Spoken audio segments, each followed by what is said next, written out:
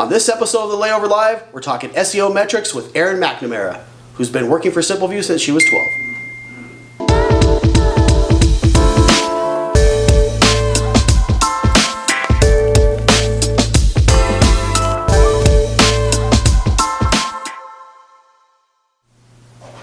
Hello everyone and welcome to episode 12 of the Layover Live, where we bring you the top article for the layover each week. I'm Jason Swick, Director of Digital Marketing, and I'm joined today by Erin McNamara, Senior SEO Analyst. So I know I was giving you a little grief about working here for like forever, but it's because you're so young, so don't feel too bad about that. There's bigger problems in the world, right? Exactly. I have been working with SimpleView for 14 years. Wow. I know. And physically here in this office since 2010. Previously with the CVB and their ad agency. Yep, so very familiar.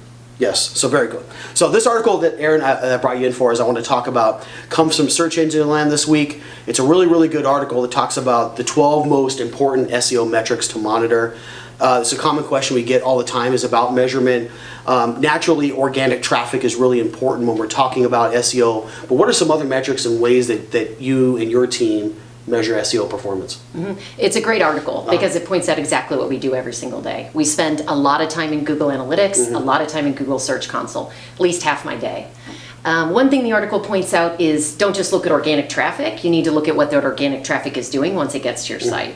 So you want to look at the top organic landing pages, you want to look at bounce rate for those landing pages. Are you getting people into those pages, and then are they leaving and not viewing any other pages on your site? Exit rate for top organic landing pages. So is that the last page they view on the site? What can we do to try to keep them? Do we need to add more internal links? Do we need to add more related content? That sort of thing. The article also points out really great things like you want to look at the keywords, the organic keywords that are sending traffic to your site. Obviously, Google Analytics doesn't share a lot of that data with us anymore, so you need to use a third-party site like SEMrush. Google Search Console gives us data, keyword data as well, but then they also give us helpful things like click-through rate. I think the article points that out. If people are not clicking, but you're showing in the results, why are they not clicking? Do we need to look at the meta title and the meta description and say, hey, click through to us. We're showing, now you just need to click through. Yep. So all in all, really, it's about getting past the surface level, digging in a little bit deeper into segments, finding out where the real root of the problem is, and then working back from there, right? Absolutely. Great. And then, so that really brings in then a question of the day that we have. Really good question that comes in from Ethan from New York.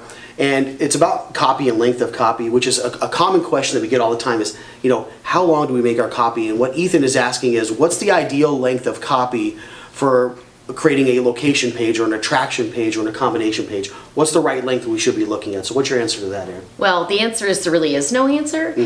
Is the copy helpful for your user? Right. If it's helpful for your user, the search engines are going to like it. We say if you can't write 100 words about something, you shouldn't have a page for that. So come up with 100 words for the tops of all of your listings pages. So Ethan asked about his maybe accommodations pages. Come up with 100 words. Now, if you're talking more content-heavy pages, 250 to 300 words is usually sufficient, but it's no magic number.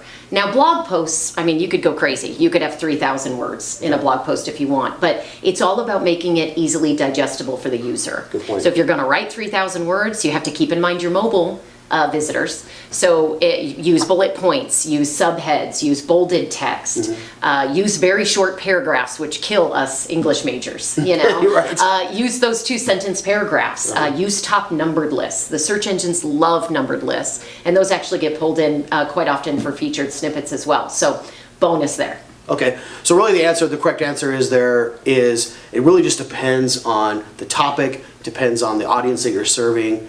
Especially in a mobile-first world. If you're going with long-form content, make sure you put it in a digestible form that's easy to consume. Great advice there, and so thank you. And Ethan, thank you so much for submitting your question of the week.